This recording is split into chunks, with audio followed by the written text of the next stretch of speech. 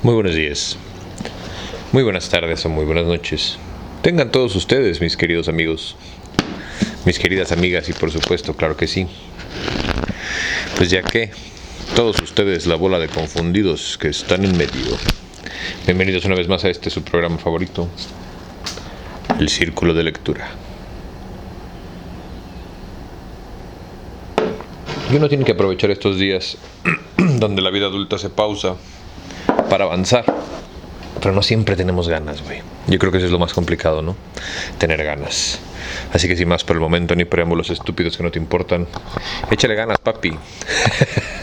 Esto es Dan Brown, Ángeles y Demonios, capítulo 110, las 11:23. Victoria contemplaba temblorosa Roma desde el balcón del castillo de San Angelo, con los ojos anegados en lágrimas. Ardía en deseos de abrazar a Robert Landon, pero no podía. Tenía el cuerpo como anestesiado. Se estaba readaptando. El hombre que había matado a su padre yacía muerto en el patio, y ella también había estado a punto de morir. Cuando la mano de Landon tocó su hombro, su calor pareció romper el hielo como por parte de magia. Su cuerpo volvió a la vida con un estremecimiento. La niebla se levantó y la joven se volvió. Robert tenía un aspecto deplorable. Estaba mojado y sucio, y era evidente que había padecido un purgatorio por salvarla. «Gracias», susurró. Landon le dedicó una mirada agotada, y le recordó que ella era quien merecía las gracias. Su habilidad para casi dislocarse los hombros les había salvado a los dos. Victoria se secó los ojos. Podría haberse quedado hasta el fin de los tiempos. Podría haberse quedado con él hasta el fin de los tiempos. Pero el descanso fue breve. «Hemos de salir de aquí», dijo Landon. La mente de Victoria estaba en otra parte. Miraba el Vaticano. El país más pequeño del mundo parecía inquietantemente cerca, iluminado por los focos de las televisiones. Ante su sorpresa comprobó que la plaza de San Pedro estaba atestada de gente. Por lo visto, la Guardia Suiza solo había conseguido despejar la zona situada justo delante de la basílica, menos de un tercio de la plaza. Están demasiado cerca, pensó Victoria. Demasiado. «Voy a volver», dijo Landon. Victoria giró en redondo, incrédula. «¿Al Vaticano?» Landon le habló del samaritano y de su complot. El líder de los Illuminati, un hombre llamado Jano, se disponía a marcar al Camarlengo, un acto final de dominación. «Nadie en el Vaticano lo sabe», dijo Landon. «No tengo forma de ponerme en contacto con ellos, y este tipo va a llegar de un momento a otro. He de advertir a los guardias que por ningún motivo le dejen entrar, pero nunca lograrás abrirte paso entre esa muchedumbre». «Hay una manera», dijo Landon, seguro de sí mismo. «Confía en mí». Victoria intuyó una vez más que el historiador sabía algo que ella desconocía. «Voy contigo». «No. ¿Por qué arriesgar? He de encontrar una manera de desalojar a esa gente. Corren un peligro En aquel momento, la barandilla del balcón empezó a vibrar. Un ruido ensordecedor se oía en el exterior. A continuación, una luz blanca procedente de San Pedro le cegó. Victoria solo pudo pensar en una cosa. «Oh, Dios mío», la antimateria explotó antes de lo previsto. Pero en lugar de una explosión, la multitud prorrumpió en vítores. Victoria miró, con los ojos antronados. Era una batería de focos de las televisiones, y apuntados hacia ellos, el estruendo aumentó de intensidad. Daba la impresión de que reinaba un ambiente festivo en la plaza. «¿Qué demonios?», dijo Landon, estupefacto. El cielo atronó. Sin previo aviso, el helicóptero papal salió detrás de la torre. Estaba a unos 15 metros por encima de ellos y se dirigía al Vaticano. El ruido de los rotores resonó en la habitación donde estaban. Cuando el aparato sobrevoló el inmenso edificio, los focos siguieron el recorrido del helicóptero, y luego Victoria y Landon se quedaron a oscuras de nuevo. Ella sospechó que llegaban demasiado tarde cuando el gigantesco aparato aminoró la velocidad para posarse sobre la plaza de San Pedro, en la parte despejada que separaba la multitud de la basílica. «Menuda entrada triunfal», dijo Victoria. recortada contra el mármol blanco. Vio que una figura diminuta se acercaba al helicóptero. Nunca habría reconocido a la figura de no ser por la boina roja que se tocaba. Recibimiento de primera clase. Ese es Rocher. Landon dio un puñetazo sobre la barandilla. Alguien ha de avisarles. Dio media vuelta para irse. Victoria le agarró el brazo. «Espera». Acababa de ver a alguien más, pero no daba crédito a sus ojos. Con los dedos temblorosos, señaló el helicóptero. Pese a la distancia, era imposible equivocarse. Otra figura era ayudada a descender del helicóptero. Una figura cuyos movimientos solo podían pertenecer a un hombre. Si bien iba sentado, aceleró sin el menor esfuerzo. Un rey en un trono móvil, plagado de artilugios electrónicos. Era Maximilian Kohler. Pam, pam, pam, pam. Pinches inválidos, güey. Nunca se fíen de ellos. Capítulo 111. Kohler sintió asco al pensar en la opulencia del vestíbulo del Belvedere. El pan de oro del techo habría bastado para financiar investigaciones sobre el cáncer durante un año. Rocher guió a Kohler hasta una rampa para discapacitados, instalada en el Palacio Apostólico. «¿No hay ascensor?», preguntó Kohler. «Hemos cortado la energía eléctrica». Rocher indicó las velas que ardían en el edificio sumido en la penumbra, debido a la táctica empleada en nuestro registro. Táctica que sin duda ha fracasado. Rocher asintió. Kohler sufrió un acceso de tos, consciente de que tal vez podría ser el último.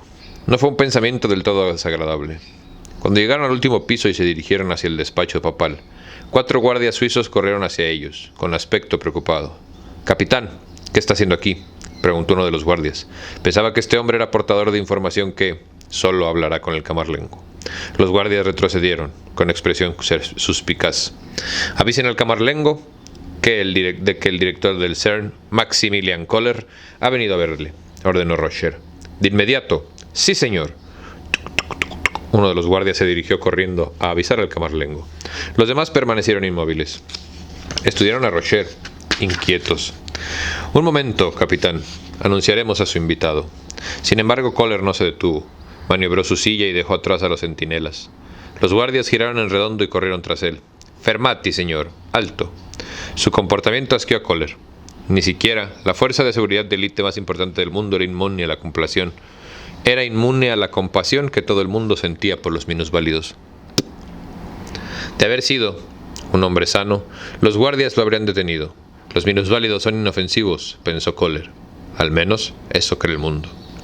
Kohler sabía que tenía muy poco tiempo para cumplir su misión. También sabía que moriría esta noche. Le sorprendió lo poco que le importaba. La muerte era un precio que estaba dispuesto a pagar.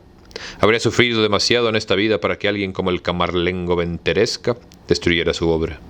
«Signore», gritaron los guardias al tiempo que se le adelantaban y formaran una barrera en el pasillo. «Ha de detenerse». Uno de ellos empuñó una pistola y apuntó a Kohler. Este se detuvo. Rocher intervino con una expresión contrita. «Por favor, señor Kohler, solo será un momento. Nadie entra en el despacho papal sin ser anunciado». Kohler leyó en los ojos de Rocher que no le quedaba otra alternativa que esperar. «Bien», pensó Kohler, «esperaremos». Los guardias, grisa con crueldad, habían detenido a Kohler ante un espejo de cuerpo entero. Contemplar su figura tullida le asqueó. La antigua rabia afloró de nuevo a la superficie. Le dio fuerzas. Ahora se había infiltrado en las filas enemigas. Estas eran las personas que le habían robado la dignidad. Por culpa de esta gente, no había gozado jamás de la caricia de una mujer. Nunca se había puesto en pie para recibir un premio. ¿Qué verdad posee esta gente? ¿Un libro de fábulas antiguas? ¿Promesas de milagros venideros? La ciencia crea milagros cada día. Kohler clavó la vista un momento en el reflejo de sus ojos fríos. Esta noche moriré a manos de la religión, pensó. Pero no será la primera vez. ¡Ah, su perra madre! ¡Qué profundo, güey! Por un momento, tuvo 11 años otra vez acostado en su cama en la mansión de sus padres en Frankfurt. Las sábanas eran del mejor lino de Europa, pero estaban empapadas de sudor. El joven Max se sentía al rojo vivo. Un dolor inimaginable se cebaba en su cuerpo. Arrodillados junto a su cama, de la que no se habían separado desde hacía 2 días, estaban su madre y su padre. Continuaban rezando. Refugiados en las sombras, aguardaban 3 de los mejores edificios de los mejores médicos de Frankfurt, perdón. Les convino a reconsiderar su postura, dijo uno de los médicos. Fíjese en el niño. La fiebre está aumentando. Sufre terribles dolores. Su vida corre peligro. Pero Max supo la respuesta de su madre antes de que hablara. Gott wird ihn beschützen. Sí, pensó Max. Dios me protegerá. La convicción que percibió en la voz de su madre le dio fuerza. Dios me protegerá. Una hora después, Max experimentó la sensación de que un coche aplastaba todo su cuerpo. Ni siquiera podía respirar o llorar. Su hijo padece terribles sufrimientos, dijo otro médico. Déjeme aliviar, al menos sus dolores. Tengo en mi maletín una simple inyección de Rugevite. El padre de Max cayó al médico sin abrir los ojos y siguió rezando. Por favor, padre, quiso gritar Max. Deja que aplaquen el dolor. Pero sus palabras se perdieron en un espasmo de tos. Una hora más tarde el dolor había empeorado. Su hijo podría quedarse paralítico, advirtió un médico. Incluso morir. Tenemos medicinas que le ayudarán. Frau y Herr Kohler no lo permitieron. No creían en la medicina. Ah, como los testículos de Jehová. ¿Quiénes eran ellos para entrometerse en el plan maestro de Dios? Rezaron con más devoción. Al fin y al cabo, Dios les había bendecido con este niño. ¿Por qué iba a llevárselo? Su madre susurró a Max que fuera fuerte. Explicó que Dios le estaba poniendo a prueba, como en la historia bíblica de Abraham. Ponían a prueba su fe. Max intentó tener fe, pero el dolor era insufrible. Qué fea historia. Porque además es una realidad súper, ultra, mega, súper contra real, güey. ¿Cuántas familias no conoces que sus hijos se los ha llevado la shit? O a ellos se los está llevando la shit porque Dios proveerá, güey. O son incapaces de ponerse un condón las señoras, güey. Y tienen como 18 hijos. La fe es lo que nos ha tenido como nos tiene. Tú dime si funciona. No puedo ver esto, dijo un médico por fin y salió corriendo de la habitación. Al amanecer, Max apenas estaba consciente. Todos los músculos de su cuerpo sufrían espasmos de dolor. ¿Dónde está Jesús?, se preguntó. ¿Es que no me ama? Max sintió que la vida escapaba de su cuerpo. Su madre se había dormido junto a la cama, con las manos todavía enlazadas sobre él. El padre de Max estaba de pie a la ventana, contemplando la aurora. Daba la impresión de estar en trance. Max oyó el murmullo incesante de sus plegarias. Fue entonces cuando tomó conciencia de la figura que se cernía sobre él. Un ángel. Apenas podía verla. Tenía los ojos cerrados de tan hinchados que estaban. La figura susurró en su oído, pero no era la voz de un ángel. Max recordó que era la de un médico, el que llevaba sentado 2 días en un rincón, sin abandonarle en ningún momento, suplicando a los padres de Max que le permitieran administrarle un nuevo medicamento procedente de Inglaterra. Nunca me perdonaría si no hiciera esto, susurró el médico. Después levantó el brazo frágil de Max. Ojalá lo hubiera hecho antes. El niño sintió un pinchazo en el brazo, apenas discernible debido al dolor. Después el doctor guardó sus cosas en silencio. Antes de marcharse apoyó una mano sobre la frente de Max. Esto te salvará la vida. Tengo una gran fe en el poder de la medicina. Al cabo de unos minutos, Max experimentó la sensación de que un espíritu mágico transitaba por sus venas. El calor se expandió por todo su cuerpo y calmó el dolor. Al fin, por primera vez desde hacía días, Max se durmió. Cuando la fiebre se calmó, sus padres les proclamaron que era un milagro de Dios. Pero cuando resultó evidente que su hijo había quedado tullido, fueron presa de un gran desaliento. Llevaron a su hijo a la iglesia y pidieron consejo al sacerdote. El chico ha sobrevivido merced a la gracia de Dios, les dijo el sacerdote.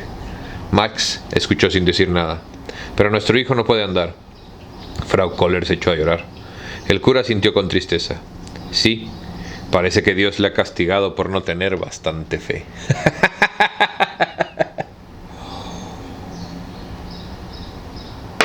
Chinguen a su madre cada vez que respiren todos ustedes los que profesan la fe. Señor Kohler, era el guardia suizo que se había adelantado. El camarlengo dice que le concederá audiencia. Kohler gruñó y aceleró pasillo adelante. Está sorprendido por su visita, dijo el guardia. Estoy seguro, replicó Kohler sin parar. Me gustaría verle a solas. Imposible, dijo el guardia. Nadie. Teniente, ladró Rocher. La visita tendrá lugar a como desea el señor Kohler. El guardia le miró con incredulidad. Ante la puerta del despacho papal, Rocher permitió a sus hombres tomar las medidas de precaución habituales antes de hacer pasar a Kohler. Los detectores de metal quedaron inutilizados por el sinnúmero de artilugios electrónicos que formaban parte de la CIA de Kohler. Los guardias le cacharon, pero era obvio que estaba demasiado cohibidos ante su minusvalía para hacerlo debidamente. Fueron incapaces de encontrar la pistola que llevaba fijada debajo del asiento de la silla. Tampoco le confiscaron el objeto, con el que Kohler cerraría con broche de oro la cadena de acontecimientos de esta noche.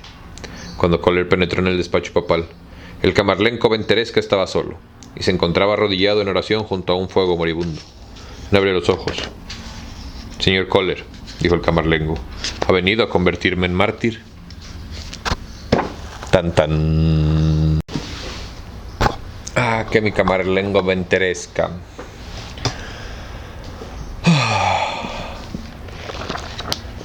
Capítulo 112. El angosto túnel llamado Il Pasetto se extendía ante Landon y Victoria como un pasadizo sin fin. La antorcha que sujetaba a Landon solo permitía ver unos metros más adelante.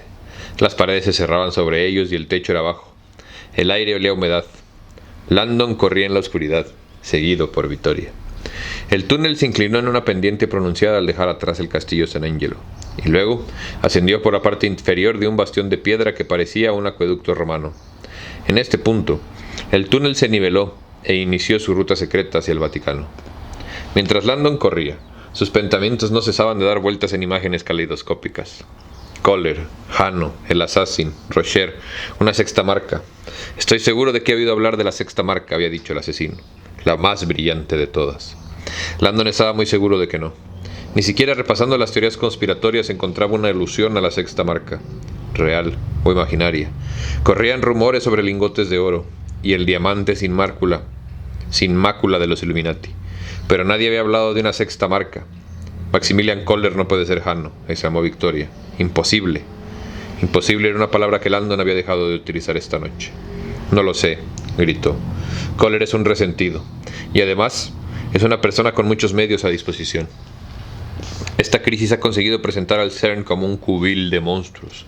Max nunca haría nada para que pusiera en peligro la reputación del CERN».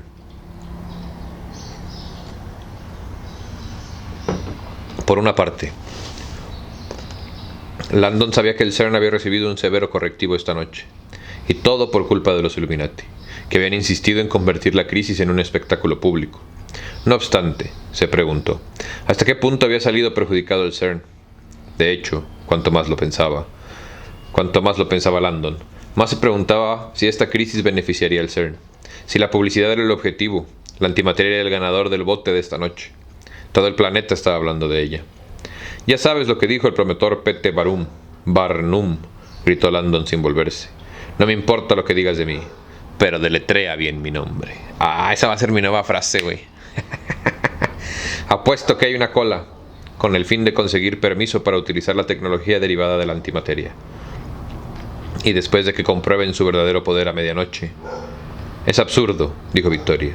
«Hacer publicidad de los avances tecnológicos está reñido con la exhibición del poder destructivo. Esto es terrible para la antimateria. Créeme». La antorcha de Landon se estaba apagando. «En tal caso, puede que todo sea más sencillo de lo que pensamos. Tal vez Kohler creyó que el Vaticano no revelaría la existencia de la antimateria. Se negaría a conferir poder a los Illuminati confirmando la existencia del arma. Kohler esperaba que el Vaticano silenciara la amenaza, pero el camarlengo rompió las normas». Victoria guardó silencio. De pronto, todo empezaba a ser más claro para Landon. Sí, Kohler no contaba con la reacción del camarlengo. Venteresca rompió la tradición del secretismo del Vaticano y airó la crisis. Fue totalmente sincero. Exhibió la antimateria en la televisión por el amor de Dios. Fue una reacción brillante que Kohler no esperaba. La ironía de todo esto es que a los Illuminati les ha salido el tiro por la culata. Han creado un nuevo líder de la iglesia, en la persona del camarlengo. Y ahora, Kohler ha venido a matarle. «Max es un bastardo», dijo Victoria, «pero no es un asesino. Nunca habría intervenido en el asesinato de mi padre». En la mente de Landon fue la voz de Kohler la que contestó. Leonardo era considerado un hombre peligroso por muchos puristas del CERN. Funcionar la ciencia y la religión es la máxima blasfemia científica. Tal vez Kohler descubrió el proyecto de la antimateria hace unas semanas y no le gustaron las implicaciones religiosas. ¿Y mató a mi padre por eso? Ridículo. Además, es imposible que Max Kohler se enterara de la existencia del proyecto. Durante tu ausencia, quizá tu padre se le fue de lengua y consultó a Kohler en busca de consejo. Tú misma dijiste que tu padre estaba preocupado por las implicaciones morales de crear una sustancia tan mortífera. ¿Pedir guía moral a Maximilian Kohler?, resopló Victoria. No lo creo. El túnel se desvió un poco hacia el oeste. Cuanto más corrían, más... ¡Ah! Perdón. Pero para que vean que soy real, me puedo poner 3 dedos enfrente de la cara. Pídanle eso a alguien cuando sospechen que es una inteligencia artificial, güey. Cuanto más corrían, se iba consumiendo la antorcha. Landon empezó a temer la negrura en que quedarían sumidos si la luz se apagaba del todo. Además, arguyó Victoria, ¿para qué se habría molestado Kohler en llamarte esta mañana y pedir tu ayuda si está detrás de la conspiración? Landon ya lo había pensado. Al llamarme, se protegía. De esta forma, nadie le acusaría de no haber tomado medidas ante la crisis. No debía de creer que llegaríamos tan lejos. La idea de que Kohler le había manipulado enfurecía a Landon. El hecho de que hubiera colaborado con él había proporcionado a los Illuminati cierto nivel de credibilidad. Las televisiones habían citado toda la noche sus credenciales y publicaciones, y por el ridículo que pareciera, la presencia de un profesor de Harvard en el Vaticano había convertido la situación en algo más que una fantasía paranoica, y convencido a los escépticos de todo el mundo de que la hermandad de los Illuminati no era tan solo un dato histórico, sino una fuerza a tener en cuenta. ¿Cuánto crees que invierta Harvard en este tipo de publicidad permanente? El reportero de la BBC cree que el CERN es la nueva madriguera de los Illuminati, dijo Landon. ¿Cómo? Victoria tropezó con él, se enderezó y siguió corriendo. Eso ha dicho. En directo, comparó el CERN con las logias masónicas, una organización inocente que, sin saberlo, acoge a la hermandad de los Illuminati. Dios mío, esto va a destruir al CERN. Landon no estaba tan seguro. Fuera como fuera, la teoría se le antojó de repente menos peregrina. El CERN era el paraíso científico. Albergaba investigadores de más de una docena de países. Al parecer, gozaban de financiación privada sin restricciones, y Maximilian Kohler era el director. Kohler es Jano. Si Kohler no está implicado, dijo Landon, ¿qué está haciendo aquí? Tratar de detener esta locura, supongo. Dar apoyo. A lo mejor sí que está haciendo el papel de samaritano. Tal vez descubrió quién conocía el proyecto de la antimateria y ha venido para revelar la información. El asesino dijo que venía para marcar al camarlengo. Piensa en lo que acabas de decir. Eso sería una misión suicida. Max no saldría vivo. Landon meditó. Tal vez esa era la cuestión. El contorno de una puerta de acero se dibujó ante ellos, cortándoles el paso. El corazón de Landon estuvo a punto de paralizarse. Cuando se acercaron, sin embargo, descubrieron que los cerrojos estaban rotos. La puerta se abrió sin problemas. Landon exhaló un suspiro de alivio, cuando comprendió que, tal como había sospechado, el túnel seguía utilizándose. Los túneles se siguen utilizando diario. En fecha tan reciente como hoy. Ya no albergaba dudas de que los 4 aterrorizados cardenales habían pasado por ahí horas antes. Siguieron corriendo. Landon oyó el ruido del tumulto a su izquierda. Era la plaza de San Pedro. Se estaban acercando. Encontraron otra puerta, más pesada. Tampoco estaba cerrada con llave. Los sonidos de la plaza de San Pedro quedaron atrás, y Landon supuso que habían atravesado la muralla exterior del Vaticano. Se preguntó, ¿dónde terminaría este pasadizo? ¿En los jardines? ¿En la basílica? ¿En la residencia papal? Entonces, sin previo aviso, llegaron al final del túnel. La puerta que les impedía el paso era un grueso muro de hierro forjado. Pese a que la antorcha estaba agonizando, Landon vio que era perfectamente lisa. Nada de pomos, tiradores, cerraduras o goznes. No se podía pasar. Sintió una oleada de pánico. En la jerga de los arquitectos, este tipo de puerta se llamaba senza chiave, un tipo de puerta utilizado por motivos de seguridad y que solo se podría abrir por un lado, el opuesto. Las esperanzas de Landon se desvanecieron, al mismo tiempo que la luz de la antorcha. Consultó su reloj. Mickey destellaba. Las 11:29. Landon lanzó un grito de frustración, arrojó la antorcha y empezó a golpear la puerta. Capítulo 113. Algo no iba bien. El teniente Chartrand se detuvo ante el despacho papal, y la actitud nerviosa del soldado parado a su lado le indujo a pensar que compartían la misma angustia. La reunión privada que se estaba celebrando, había dicho Rocher, podía salvar al Vaticano de la destrucción. Chartrand se preguntó por qué su instinto protector se había disparado. Además, por qué se comportaba Rocher de una manera tan rara. Algo extraño estaba ocurriendo. El capitán Rocher se hallaba a la derecha de Chartrand,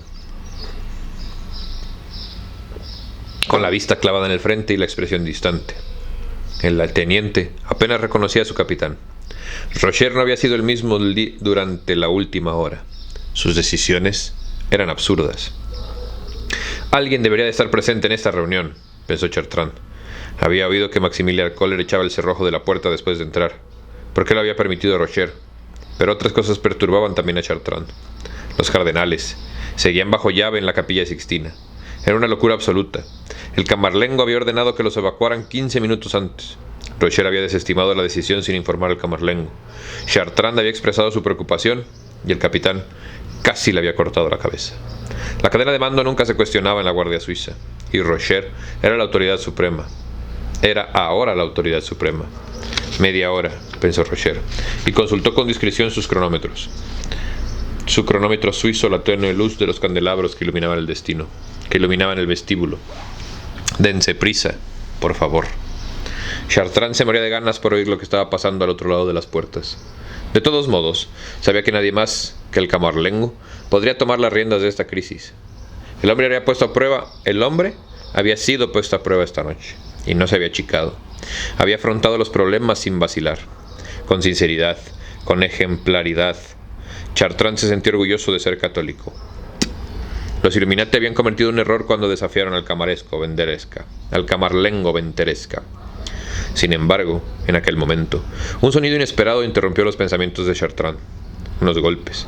Procedían del fondo del pasillo. Los golpes sonaban lejanos y apagados, pero continuados. Rocher alzó la vista. El capitán se volvió hacia Chartrand y señaló en aquella dirección. Chartrand comprendió. Encendió la linterna y fue a investigar. Los golpes eran más desesperados ahora. Chartrand corrió 30 metros hasta llegar a un cruce del pasillo. Daba la impresión de que el ruido procedía de la esquina, al otro lado de la sala clementina. Se sintió perplejo. Ahí solo había una habitación, la biblioteca privada del Papa.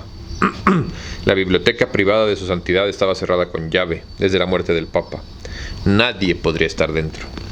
Corrió por el segundo pasillo, dobló otra esquina y se precipitó hacia la puerta de la biblioteca. El pórtico de madera era diminuto, pero se cernía en la oscuridad, como un hosco centinela. Los golpes sonaban en el interior. Vaciló. Nunca había entrado en la biblioteca privada. Pocos lo habían hecho. Nadie tenía permiso, salvo que entrara acompañado del Papa. Imagínate qué es lo que no ha de ver allá adentro, güey. Ahí están los códices que se robaron, estoy seguro, güey. Así, 100%, güey. Chartrand giró el pomo, tal como había imaginado.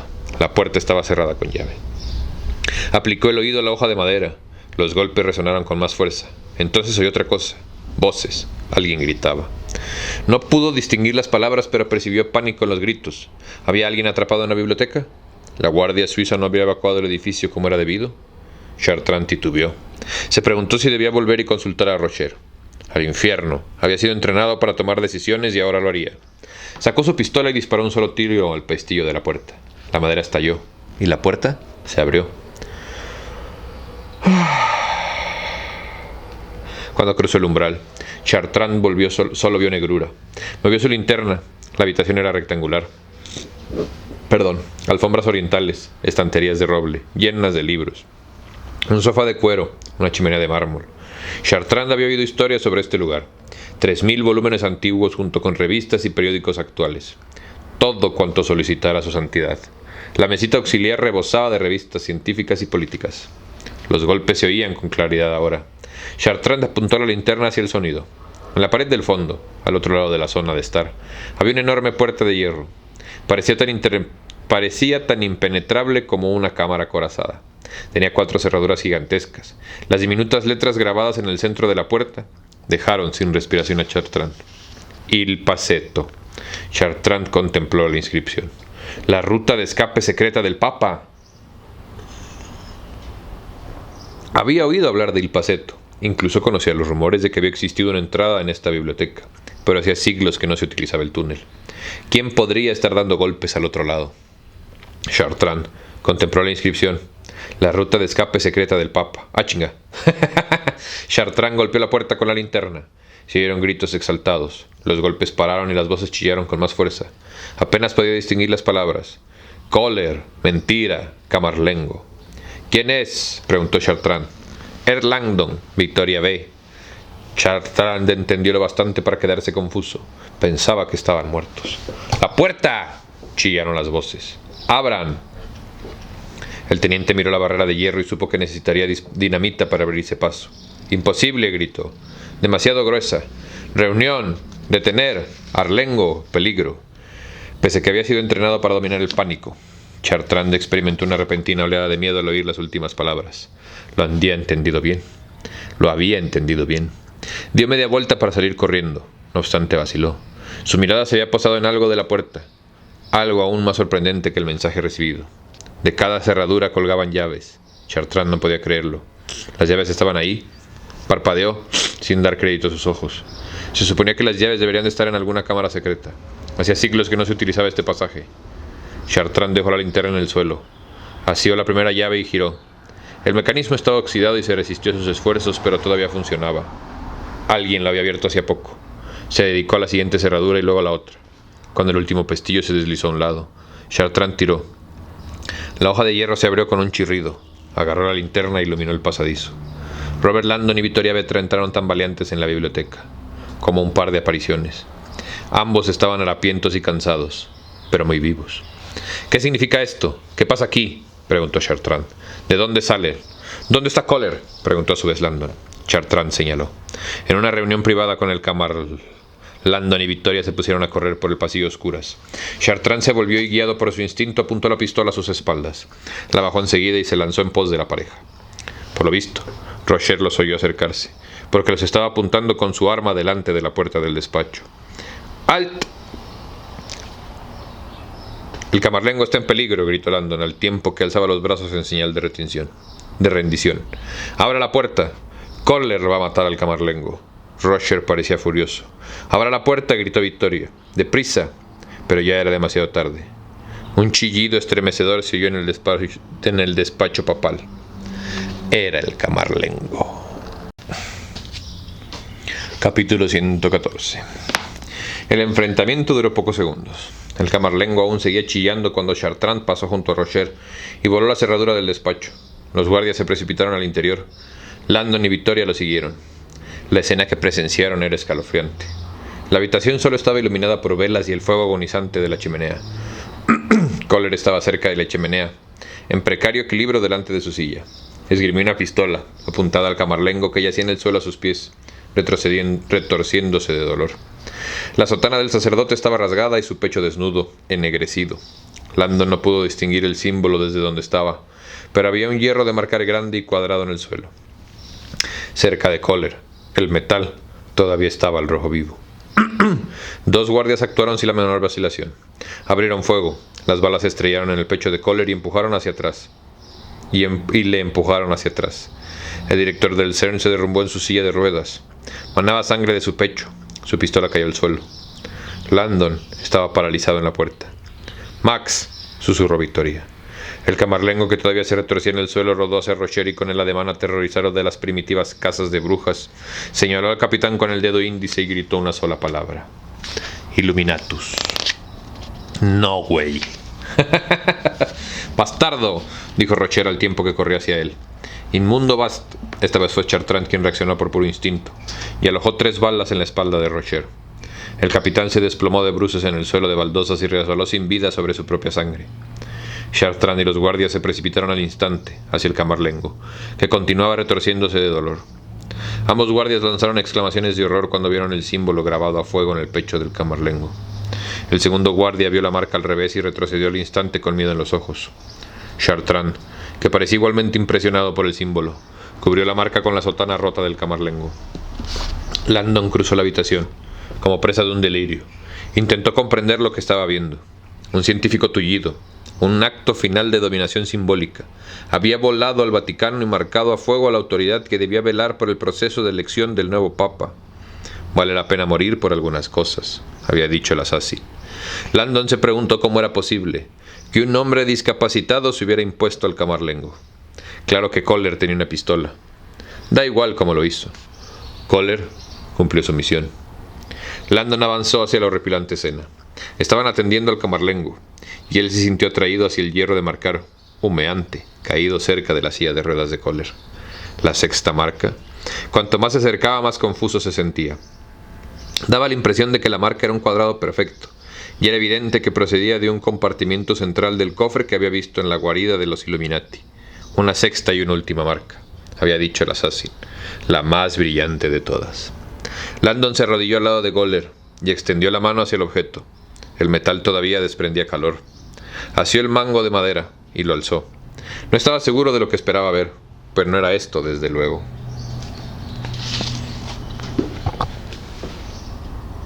Si lo alcanzas a ver o no, camarlengo venteresca. Y si lo volteo, se ve igual, güey. Eso es lo chido de estas cosas. Y sí, o sea, si dice Earth y luego... ¿Qué?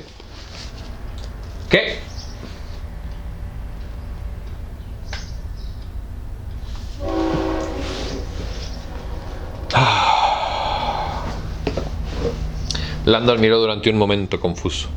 Nada tenía sentido. ¿Por qué los guardias habían gritado horrorizados cuando vieron la marca? Era un cuadrado compuesto por garabatos sin sentido. La más brillante de todas. Era simétrica, comprobó cuando la giró, pero también un galimatías. Sintió una mano sobre su hombro y levantó la vista, esperando ver a Victoria. Sin embargo, la mano estaba cubierta de sangre. Pertenecía a Maximilian Kohler. Landon dejó caer el hierro y se puso de pie, tambaleante. Kohler seguía con vida. Derrumbado en su silla de ruedas, el director agonizante todavía respiraba, aunque con dificultad. Los ojos de Kohler se encontraron con los de Landon. Fue la misma mirada inflexible que le había recibido en el CERN por la mañana. Los ojos parecían más inflexibles, todavía a las puertas de la muerte. El odio y la enemistad eran patentes en la mirada. El cuerpo del científico se estremeció, y Landon intuyó que intentaba moverse. Todos los demás estaban concentrados en el camarlengo. Landon quiso gritar, pero era incapaz de reaccionar. Estaba hechizado por la intensidad que proyectaba Kohler en sus últimos segundos, que le quedaban de vida. El director, con un esfuerzo tembloroso, levantó el brazo y extrajo un pequeño aparato del brazo de la silla. Era del tamaño de una caja de cerillas. Lo extendió por un instante. Landon temió que fuera un arma, pero era otra cosa. Déselo. Las últimas palabras de Kohler fueron un susurro barboteante. De esto a las televisiones. Kohler se derrumbó inmóvil, y el objeto cayó sobre su regazo. Landon, estremecido, contempló el objeto. Era electrónico. Las palabras Sony Ruby estaban impresas delante. Se dio cuenta de que era una videocámara de última generación, que cabía en la palma de la mano. «Qué valor tiene este tío», pensó. Por lo visto, Kohler había grabado una especie de mensaje final suicida, y quería que las televisores lo transmitieran. Sin duda algún sermón sobre la importancia de la ciencia y los males de la religión. Landon decidió que ya había hecho bastante por la causa de este hombre. Antes de que Chartrand viera la videocámara, la guardó en el bolsillo más profundo de la chaqueta. El último mensaje de Kohler puede irse al infierno. Fue la voz del camarlengo la que rompió en silencio. Estaba intentando incorporarse. Los cardenales, dijo con voz estrangulada Chartrand. «Aún siguen en la Capilla Sixtina», exclamó el teniente. El capitán Rocher ordenó: «Evacúen a todo el mundo ya». Chartrand envió un guardia a comunicar la orden. El camarlengo hizo una mueca de dolor. «Helicóptero, en la puerta. Llévenme a un hospital».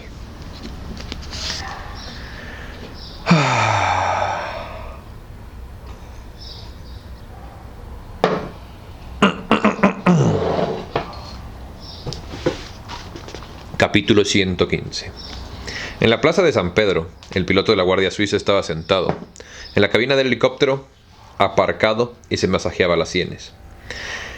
El fragor del caos que le rodeaba era tan tremendo que ahogaba el sonido de los rotores. Esto no era la solemne vigilia iluminada por velas. Le asombraba que aún no se hubieran producido disturbios. Ahora que faltaban menos de 20 minutos para la medianoche, la multitud seguía apretujándose. Algunos rezaban, otros lloraban, muchos chillaban obscenidades y proclamaban que esto era lo que se merecía la iglesia, y no faltaban los que recitaban versículos del Apocalipsis. Al piloto le dolió la cabeza cuando los focos de las televisiones se reflejaron en el parabrisas del helicóptero. Escudriñó la muchedumbre vociferante. Ondeaban banderas sobre el gentío. La antimateria es el anticristo. Científico igual a satanista. ¿Dónde está vuestro Dios ahora? El piloto gruñó. Su dolor de cabeza estaba aumentando por momentos. Casi consideró la posibilidad de colocar sobre el parabrisas la cubierta protectora de vinilo, con tal de no tener que mirar, pero sabía que despegaría en cuestión de minutos. El teniente Chartrand le había informado por radio de noticias terribles. El Camarlengo había sido atacado por Maximilian Kohler y se hallaba gravemente herido. Chartrand, el norteamericano, y la mujer estaban sacando al Camarlengo para conducirlo a un hospital. El piloto se sentía responsable del ataque. Se reprendió por no haber obedecido a su intuición. Antes, cuando había recogido a Kohler en el aeropuerto, había presentido algo en los ojos muertos del científico. No pudo identificarlo, pero no le gustó. El culo avisa. Háganle caso. Tampoco importaba. Rocher dirigía el espectáculo, y Rocher había insistido en que aquel era el tipo. Por lo visto, Rocher se había equivocado. Un nuevo clamor se elevó de la multitud, y el piloto vio una fila de cardenales que abandonaban con solemnidad el Vaticano.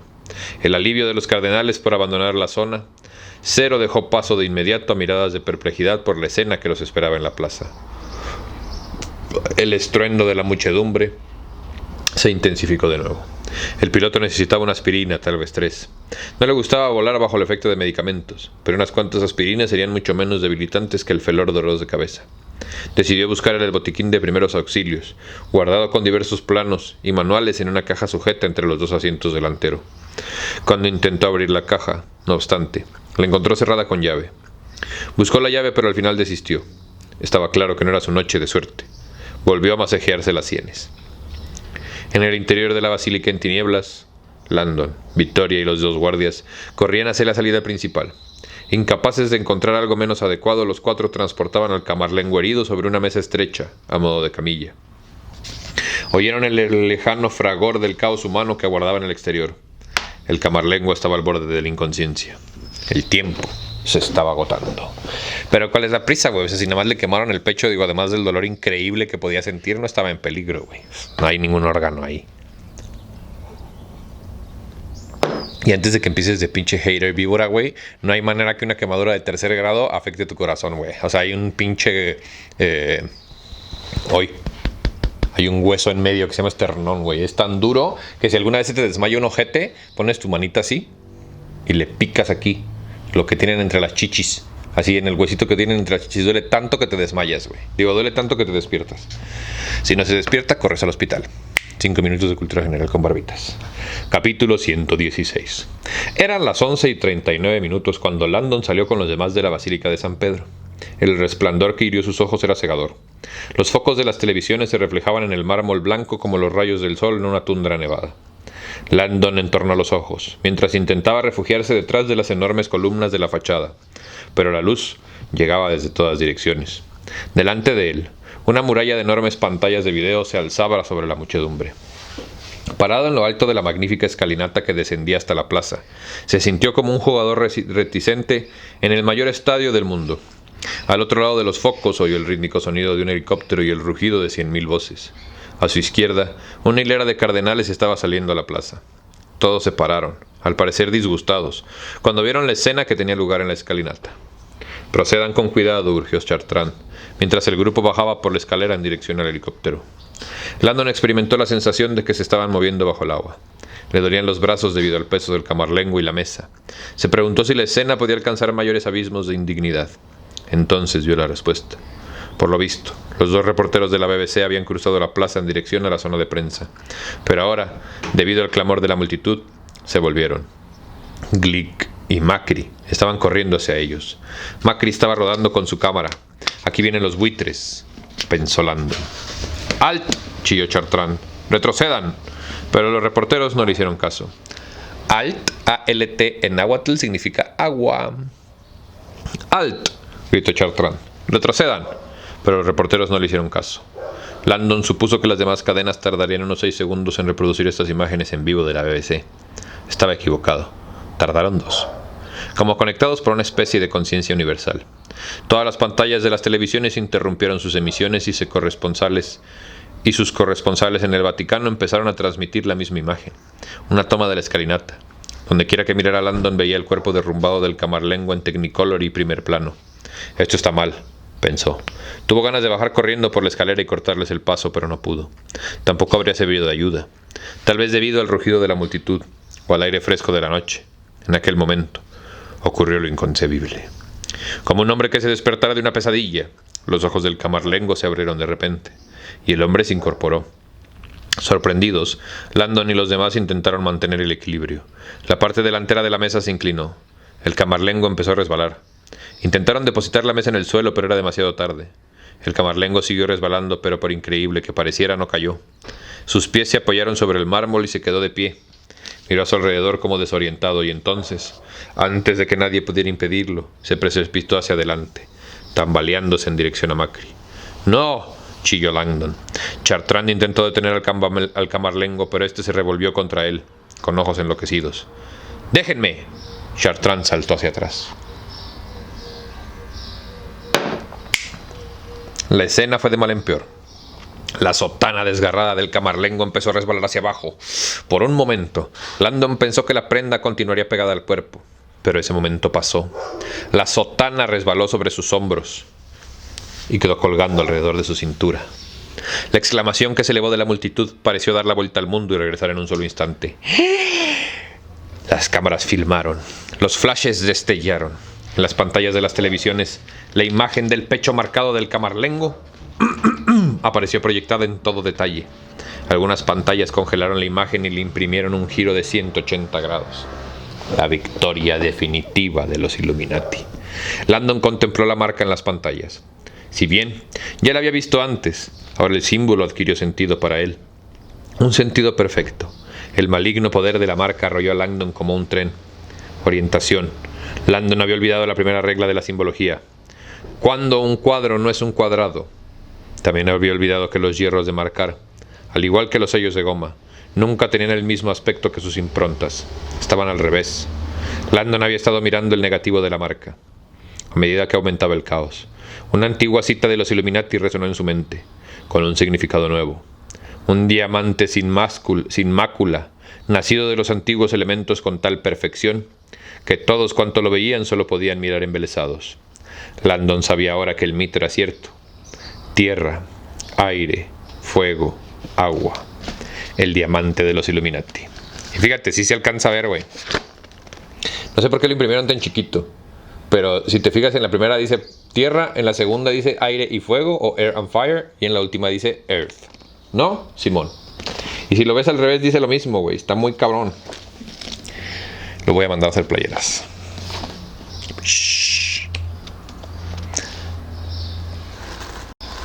Capítulo 117.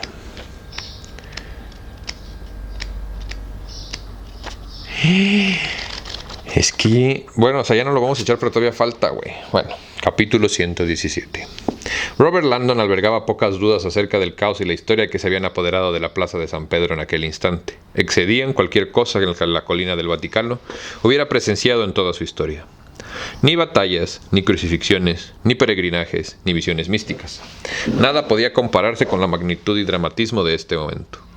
Mientras la tragedia se desarrollaba, Landon se sentía extrañamente distante, como si flotara sobre la escalera al lado de Victoria. Experimentó la sensación de que la acción se expandía como en un repliegue temporal, y de que la locura se enlentecía. El camarlengo marcado ansioso que el mundo lo viera. El diamante de los Illuminati, develado en todo su diabólico genio. La cuenta atrás que documentaba los últimos 20 minutos de la historia del Vaticano. Sin embargo, el drama no había hecho más que empezar. El camarlengo, como en trance, parecía poseído por demonios. Empezó a balbucear, susurrando espíritus invisibles. Miró al cielo y levantó los brazos hacia Dios. ¡Habla!, gritó el camarlengo al firmamento. Sí te escucho. En aquel momento Landon comprendió. Su corazón dio un vuelco. Al parecer, Victoria también lo había comprendido. Se encuentra en estado de shock, dijo. Está alucinando. Cree que está hablando con Dios. Alguien ha de detener esto, pensó Landon. Era un final lamentable y vergonzoso. Lleven a este hombre al hospital. En la escalera, unos peldaños más abajo, Chinita Macri estaba filmando como si hubiera localizado el lugar ideal para ello. Las imágenes que rodaba aparecían al instante en las pantallas gigantescas de la plaza, como en un cine al aire libre, donde todas las pantallas reprodujeran la misma espantosa tragedia. La escena poseía un aliento épico. El camarlengo con la sotana desgarrada, la marca impresa a fuego en su pecho. Parecía una especie de campeón apaleado que hubiera dejado atrás los círculos del infierno para acceder a este momento de revelación. Clamó a los cielos: «Ti sento, Dio». Chartrand retrocedió estupefacto. Se hizo un silencio absoluto e instantáneo en la plaza. Por un momento, fue como si todo el planeta hubiera enmudecido. Todos sentados ante los televisores, conteniendo el aliento. El camarlengo se irguió ante el mundo y extendió los brazos. Casi recordaba a Cristo, desnudo y herido ante la humanidad. Alzó los brazos al cielo y exclamó: «Grazie, grazie Dio». El silencio de la muchedumbre no se interrumpió. «Grazie Dio», volvió a gritar el camarlengo, al igual que el sol, abriéndose paso en un cielo de tormenta. Una expresión de gozo apareció en su rostro. «Grazie Dio». «¿Gracias Dios?», se preguntó Landon asombrado. El camarlengo estaba radiante. Una vez finalizada su extraña transformación, miró al cielo, sin dejar de cabecear furiosamente. Clamó a los cielos: «Sobre esta roca construiré mi iglesia». Landon conocía las palabras, pero no tenía idea de por qué el camarlengo las gritaba en este momento. Venteresca se volvió hacia la muchedumbre en la plaza y vociferó de nuevo: «Sobre esta roca construiré mi iglesia». Después elevó las manos al cielo y soltó una carcajada. «Grazie Dio, grazie». El hombre se había vuelto loco. El mundo miraba fascinado, pero nadie se esperaba la culminación. Con un arrebato final de júbilo, el camarlengo dio media vuelta y entró corriendo a la Basílica de San Pedro. ¡Tan, tan, tan, tan! Tal vez el camarlengo también estaba involucrado, güey. Todo esto fue un stunt mediático para obtener más fieles de la iglesia. Piénsalo, güey. Capítulo 118. Las 11:42. Landon jamás hubiera imaginado formar parte de la frenética comitiva y mucho menos guiarla, que se precipitó hacia la basílica para detener al camarlengo. Pero era el más cercano a la puerta y había actuado instintivamente. «Morirá aquí», pensó Landon mientras se internaba en la negrura. «¡Alto, camarlengo!». La muralla de negrura con que se topó Landon era total. Tenía las pupilas contraídas por el resplandor del exterior. Y ahora, apenas, veía a unos pocos metros de su cara. Se detuvo. Oyó crujir la sotana del camarlengo. ¿Pues de qué estaba hecha la mamada o qué?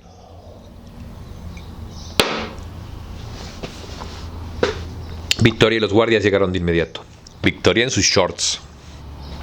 Las luces de las linternas no eran suficientes para penetrar en las profundidades de la basílica. Solo revelaban columnas y suelos desnudos. El camarlengo había desaparecido. «¡Camarlengo!», gritó Chartrand con miedo en la voz. «Espere, signore». Un tumulto en la puerta de entrada provocó que todo el mundo se volviera. El cuerpo robusto de Chinita Macri se recortó en el umbral. Llevaba la cámara al hombro, y la luz roja revelaba que seguía transmitiendo. Glick corría detrás de ella, micrófono en mano, y pedía a gritos que no corriera tanto. Landon no dio crédito a sus ojos. Vaya par. Este no es el momento. «¡Fuera!», gritó Chartrand. «Aquí no pueden entrar». Pero Macri y Glick no le hicieron caso. «Chinita», la voz de Glick traslucía miedo. «Esto es un suicidio. Yo no voy». Macri, impertérrita, manipuló un mando. El foco de la cámara cobró vida y cegó a todo el mundo. Landon se protegió la cara y dio media vuelta. «Maldita sea». Cuando levantó la vista, la iglesia estaba iluminada en 30 metros a la redonda. En aquel momento, la voz del camarlengo resonó a la iglesia. En aquel momento, la voz del camarlengo resonó a lo lejos. «Sobre esta roca construiré mi iglesia». Macri giró la cámara hacia el lugar de donde procedía la voz. En la distancia, al final del alcance del foco, ondulaba una tela negra, la cual reveló que de una forma familiar corría por el pasillo principal de la basílica. Todo el mundo vaciló un momento al ver la extraña imagen. Después, el dique se desbordó. Chartrand corrió en pos del camarlengo y Landon le siguió, y tras ellos fueron los guardias, y Victoria. Macri, desde la retaguardia, iluminaba el camino y transmitía la persecución al mundo entero. Un Glick reticente maldecía en voz alta, mientras tartamudeaba un comentario aterrorizado. El teniente Chartrand había calculado en una ocasión que el pasillo principal de la Basílica de San Pedro era más largo que un campo de fútbol. Esta noche, sin embargo, se le antojó el doble. Mientras corría tras el camarlengo, se preguntó dónde se dirigía el hombre. El camarlengo se hallaba en estado de shock y deliraba, sin duda, debido al trauma físico y a su participación involuntaria en la terrible masacre acontecida en el despacho del Papa. Más adelante, donde no llegaba la luz del foco de la cámara, el camarlengo gritaba jubiloso: «¡Sobre esta roca construiré mi iglesia!». Chartrand sabía que el hombre estaba vociferando un fragmento de las Escrituras, Mateo 16:18, si no recordaba mal. «Sobre esta roca construiré mi iglesia». Era una frase casi cruelmente inapropiada. La iglesia estaba a punto de ser destruida. No cabía duda de que aquel camarlengo había enloquecido. ¿O no? Por un brevísimo instante el alma de Chartrand palpitó. Siempre había pensado que las visiones sagradas y los mensajes divinos eran fantasías, el producto de mentes fanáticas que oían lo que se querían oír. Dios no actuaba directamente. Un momento después, no obstante, como si el Espíritu Santo hubiera descendido para convencer a Chartrand de su poder, tuvo una visión. Ni que hubiera sido una virgen de 16 años. A 50 metros de donde estaba, en el centro de la iglesia, apareció un fantasma. Una silueta diáfana resplandeciente. La pálida forma era el camarlengo semidesnudo. El espectro parecía transparente, como si irradiara luz. Chartrand se detuvo y notó un nudo en el estómago. El camarlengo está brillando. Daba la impresión de que su cuerpo refulgía más ahora. Después empezó a encogerse, cada vez más, hasta que desapareció como por arte de magia, en la negrura del suelo. Landon también había visto el fantasma. Por un momento creyó que había sido testigo de una visión mágica, pero cuando pasó ante el estupefacto Chartrand y corrió hacia el punto donde había desaparecido el camarlengo, comprendió lo que acababa de ocurrir. Venteresca había llegado al nicho de los palios, la cámara subterránea iluminada por 99 lámparas de aceite. Las lámparas del nicho alumbraban desde abajo y iluminaban como un fantasma. Después, cuando el camarlengo bajó por la escalera, dio la impresión de que la desaparecía bajo el suelo. Landon llegó sin aliento, al borde de la cámara subterránea. Al final de la escalera, iluminado por el resplandor dorado de las lámparas de aceite, el camarlengo corría hacia las puertas de cristal que daban acceso a la cripta que contenía el famoso cofre dorado. «¿Qué está haciendo?», se preguntó Landon. «¿No pensará que el cofre dorado...». El camarlengo abrió las puertas y entró. Hizo caso omiso del cofre dorado y unos 2 metros más allá cayó de rodillas y pugnó por levantar una rejilla del hierro empotrada en el suelo. Landon miraba horrorizado y comprendió ahora a dónde se dirigía el camarlengo. «¡Santo Dios, no!», bajó corriendo por las escaleras. «No, padre». Cuando Landon abrió las puertas de cristal y corrió hacia el camarlengo, vio que el hombre tiraba de la rejilla, la cual se desprendió con un ruido ensordecedor, revelando un pozo estrecho y una escalera empinada que desaparecía en la nada. Cuando el camarlengo avanzó hacia el hueco, Landon aferró sus hombros desnudos y tiró de él. La piel del hombre estaba rebaladiza de sudor, pero Landon no lo soltó. El camarlengo giró en redondo, sobresaltado. «¿Qué está haciendo?». Landon se sorprendió cuando sus ojos se encontraron. La mirada del camarlengo ya no era la de un hombre en trance. Sus ojos eran penetrantes y brillaban con una lúcida determinación. La marca de su pecho tenía un aspecto atroz. «Padre», dijo Landon con la mayor calma posible, «no puede bajar ahí. Hemos de evacuar el Vaticano». «Hijo mío», contestó el camarlengo con una voz siniestramente cuerda, «acabo de recibir un mensaje». «Sé». «¡Camarlengo!», eran Chartrand y los demás. Bajaron corriendo por la escalera iluminados por el foco de Macri. Cuando Chartrand vio el boquete bostezante del suelo, sus ojos se llenaron de temor. Se persignó y dirigió una mirada de agradecimiento a Landon por haber detenido al camarlengo. Landon comprendió. Había leído lo suficiente sobre la arquitectura del Vaticano para saber lo que había debajo de aquella rejilla. Era el lugar más sagrado de toda la cristiandad. Terra Santa. Algunos lo llamaban la necrópolis, otros las catacumbas, según los relatos de los pocos sacerdotes que habían bajado. La necrópolis era un oscuro laberinto de criptas subterráneas, capaces de tragarse un visitante si se extraviaba. No era el lugar más adecuado para perseguir al camarlengo. «Signore», suplicó Chartrand, «se encuentra en un estado de shock. Hemos de abandonar este lugar. No puede bajar ahí. Sería un suicidio». De pronto, el camarlengo adoptó una expresión estoica. Apoyó una mano serena sobre el hombro de Chartrand. «Gracias por su preocupación y lealtad. No sabe cuánto lo agradezco. Pero he tenido una revelación. Sé dónde está la antimateria». Todo el mundo le miró. El camarlengo se volvió hacia el grupo. «Sobre esta roca construiré mi iglesia». Este era el mensaje. El significado es claro.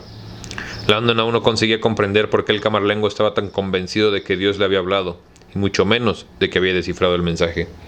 «¿Sobre esta roca construiré mi iglesia?», eran las palabras pronunciadas por Jesús cuando eligió a Pedro como primer apóstol. ¿Qué relación tenían con la situación? Macri se acercó para tomar un primer plano. Glick estaba mudo, como paralizado. El camarlengua habló más deprisa.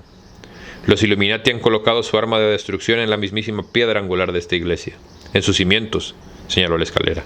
En la misma roca sobre la que fue construida esta iglesia, y yo sé dónde está esa roca. Landon estaba seguro de que había llegado el momento de reducir al camarlengo y llevárselo a rastras. Por más lucidez que aparentara, el sacerdote estaba profiriendo necedades. Una roca, la piedra angular en los cimientos, la escalera que tenían ante ellos no conducía a los cimientos sino a la necrópolis. La cita es una metáfora, padre. No existe esa roca.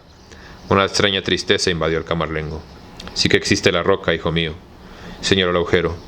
Pietro e la pietra. Landon se quedó de una pieza. Al instante lo comprendió todo. La austera sencillez de la situación le produjo escalofríos. Mientras miraba la larga escalera cayó en cuenta de que sí, había una roca, sepultada en la oscuridad. Pietro e la pietra. La fe de Pedro en Dios era tan férrea que Jesús llamaba a Pedro la roca. Su discípulo inconmovible sobre cuyos hombros Jesús construiría su iglesia. En este mismo lugar, comprendió Landon, la colina del Vaticano, Pedro había sido crucificado y sepultado. Los primitivos cristianos edificaron un pequeño altar sobre su tumba. Cuando la cristiandad se expandió, el altar aumentó de tamaño, capa tras capa, hasta culminar en esta colosal basílica. Toda la fe católica había sido construida, literalmente, sobre la tumba de San Pedro, la roca. La antimateria está en la tumba de San Pedro, dijo el camarlengo con voz cristalina. Pese al aparente origen sobrenatural de la información, Landon intuyó una lógica implacable en la situación. Colocar la antimateria sobre la tumba de San Pedro parecía dolorosamente obvio. Los Illuminati, en un acto de desafío simbólico, habían plantado la antimateria en el corazón de la cristiandad, en un sentido literal y simbólico al mismo tiempo. La infiltración suprema. Y si hacen falta pruebas profanas, dijo el camarlengo en tono impaciente, acabo de encontrar la rejilla abierta, señaló el boquete del suelo. Nunca ha estado abierta. Alguien ha estado aquí abajo, hace poco. Todo el mundo miró la abertura. Un instante después, con engañosa agilidad, el camarlengo agarró una lámpara de aceite y se encaminó hacia el hueco. Tan, tan, tan, tan. Y con esto, mi estimado amigo, mi estimada amiga, lo vamos a dejar el día de hoy. Muchísimas gracias a ti por venir a tu ejercicio de resistencia cultural favorito. Yo creo que ya en una semana nos acabamos, en 1 o 2 sesiones máximo, nos acabamos esta maravillosa pieza de la literatura y suspenso americano. Gracias a ti por venir. ¿Qué piensas? ¿Qué opinas? ¿Qué sigue? Y nos vemos a la próxima. Cámara.